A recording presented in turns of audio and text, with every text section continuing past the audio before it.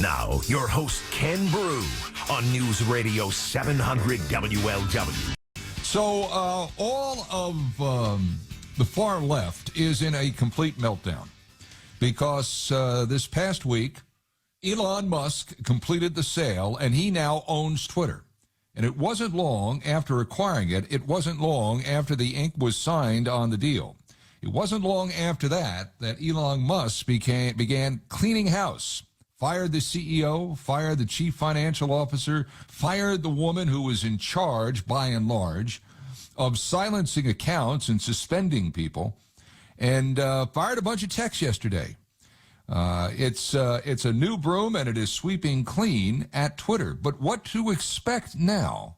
Because it looks like Musk not only wants to bring more of a civil discourse to Twitter and not be a haven for lunatics, it looks like it may be part of a grander plan where that particular app morphs into something where it is an all-in-one app, where you could engage in social conversation, where you could order things off the internet, where you could order food delivered to your house. He has grand plans for Twitter, and he ought to, because he paid a pretty price for it. So what's going on here, and what will the culture be of that workplace as Musk moves forward? Standing by is a guy that knows all about workplace culture. He heads up the Vested Group. It's a firm that's always on the best places to work list, and he's our good buddy Joel Patterson. Joel, how are you on this glorious Saturday? I am doing well, Ken. Thank you for having me. I'm glad you're here because culture is important, but also company directive. The purpose of a company is also important here. Joel, he is shaking up Twitter, and I think the only way he can get done what he wants to get done is to get rid of the old guard. I've seen one report where he's going to clean out up to 3/4 of the employees at Twitter that he inherited. But if he wants to get done what he wants to get done, and he knows that what Twitter has been runs counter to what he wants it to be, I don't think he has any choice, do you? Well, I think he's already done a pretty good job by taking out some of the people at the top. I don't see how he could possibly keep that application secure and functioning and letting go 75% of his people. I don't think that would be possible. And you talk about culture, that's about the worst thing that you could possibly do to that culture right now, because imagine working at Twitter for the last few months while all of this chaos has been going on. If I was there, I would certainly be looking for work. And in this labor market, it's not necessarily something you want your employees to do either. It's kind of important. Elon does what he wants to do, right? We all know that.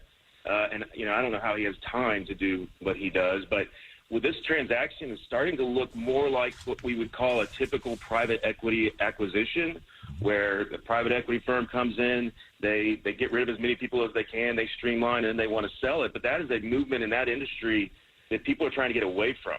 They're really trying to change their perspective and their perception, and that they're more caring and they're interested in the people as well as they are the business. And so far, he's not necessarily doing the same thing. Yeah, but you would think that, knowing that this sale has been in play for the better part of 6 months, you would think that along the way he would have given great thought as to what he wanted to do and lined up some prospective people to come in and work to get where he wants it to go. Now, you're right.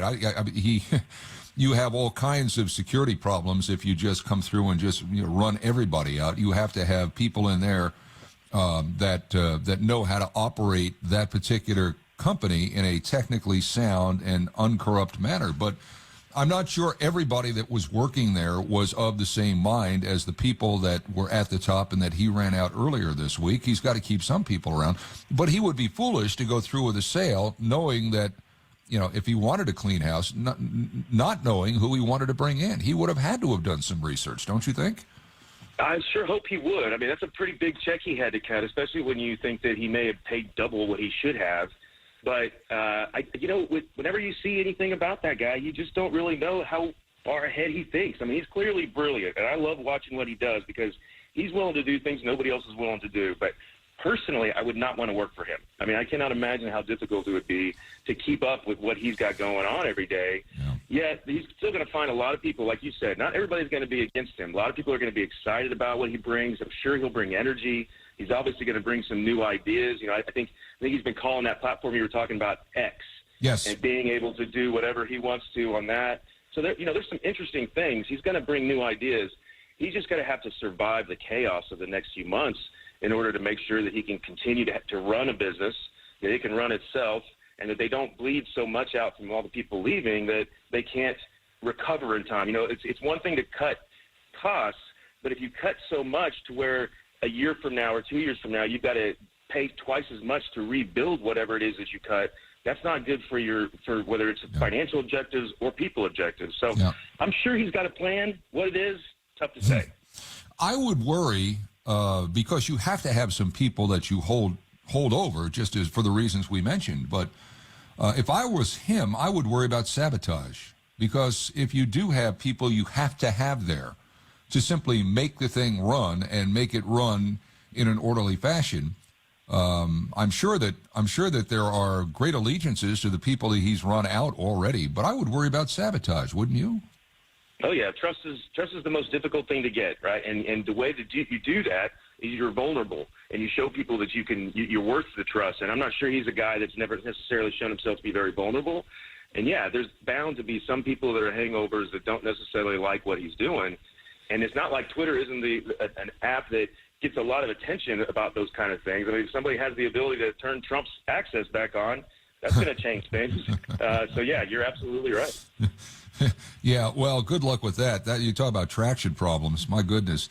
I look at Elon Musk, and I agree with you. I've worked for several people that have been my way or the highway people. We're doing it this way, and then if it doesn't work, I'll blame you. I work for people like that, and it only works if that business is successful. It's as a guy that is all into recruiting and workplace culture and things like that. That's a very difficult needle to thread. Have this kind of dictatorial leadership, and it must work for it to succeed. I don't know in this day and age if you can thread that needle. Can you?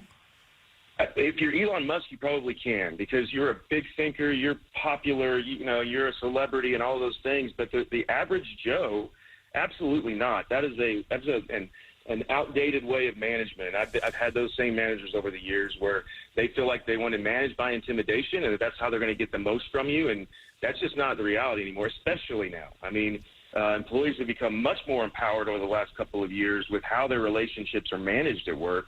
And that, yeah, you really can't get away with that. I'm sure there's people that are trying, and I'm sure there will always be them out there. But in general, that isn't happening anymore. But yet, if you come in with this philosophy to a company like Twitter, if you start backing off that philosophy, if you start making compromises too early in the game, you're not going to succeed. There almost has to be go down with the ship mentality if indeed you're coming in headstrong in other businesses and hell-bent in changing what Twitter is. You start vacillating, a couple of weeks, a month into it and saying, well, maybe we'll do this. I wasn't planning on doing that. To me, that would be a sign of weakness, not necessarily a sign of trying to work with everybody. I don't think you can vacillate much, do you? No, I don't think you can either. I mean, when you take those kind of stances, you think about when he got in trouble with the SEC, and he wasn't allowed to communicate, and then just a couple of days later, he's sending out messages that are a little questionable. I mean, this is a guy that is going to stick to whatever guns he's got and see it through. Now, whether it's successful, who knows? I have a feeling it will be. I think he's going to have some rocky road over the next few months to kind of get things settled, and it'll be interesting to see how he changes the format. But, if I was betting, I'd bet on him. Yeah. Joel Patterson, our guest. We're talking about Elon Musk, his takeover of Twitter.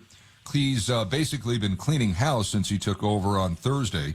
Joel works for the Vested Group, and that's a firm that's always on a best place to work list.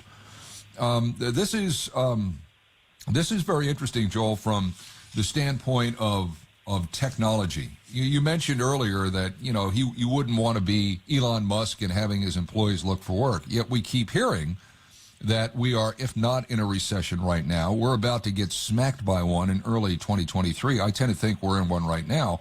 But one of the first areas of business to feel the stress and perhaps get into the dreaded layoffs would be the tech industry. One would think that if you're at Twitter right now, unless you're really good and everybody is after you, it might be best to dig in if indeed what we're hearing about the tech industry is true. What do you think? Yeah, it just comes down to your risk tolerance. I mean, there's certainly in some areas of IT that are going to suffer, but there's other areas in IT that are going to remain a growth industry. I mean, what we do is we put new systems into a company so that they can grow and scale. And so my argument is when we're looking at a potential recession or downturn, that's when you want to invest and become more efficient. And there's a lot of IT industries out there that service that same need.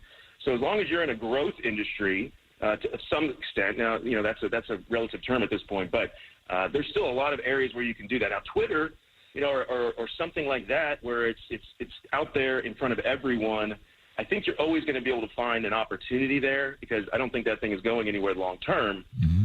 But certainly, you want to look around and make sure that it's the hiring market isn't quite what it was a year and a half ago, but it's still pretty strong. GDP still just went up again last month, and we've got. Our business still struggles to find really high-quality people. So we're right on that cusp, though. I mean, it's starting to switch. You can feel it. There's certainly a downturn ahead of us.